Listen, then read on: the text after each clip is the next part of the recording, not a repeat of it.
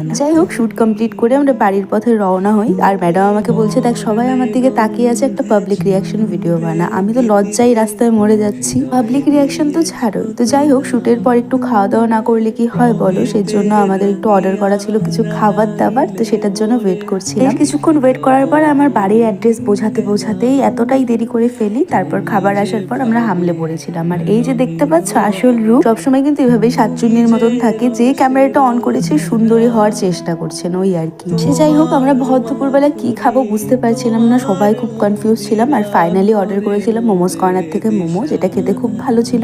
আর এই যে আমাদের ম্যাডাম অনুস্মিতা পাল, ওনার সঙ্গে আমাদের যেই দিনই দেখা হবে একটা কথা তো ওনার মুখ থেকে অতি অবশ্যই বেরোবে, সেটা হচ্ছে আমি মোটা হয়ে গেছি। এবার দেখ, বুঝতে পারছিস তো কেন মোটা হয়ে যাচ্ছিস। যাই হোক, আমরা সবাই মোমো খেলেও ওনার ইচ্ছে ছিল না উনি মোমো খাবে, সেই জন্য নিজের জন্য রোল অর্ডার করেছিল। আর এদিকে সবাই আমরা নিজেদের মতো মোমোটাকে এনজয় করছিলাম। যাই হোক, খাওয়া দাওয়া শেষ করতে করতে প্রায় সকাল গড়িয়ে দুপুর। এবারে সবার বাড়ি যাওয়ার পালা, তাই আজকে এই ভিডিওটা এখানেই শেষ করছি। দেখা হচ্ছে নেক্সট ব্লগে। টাটা।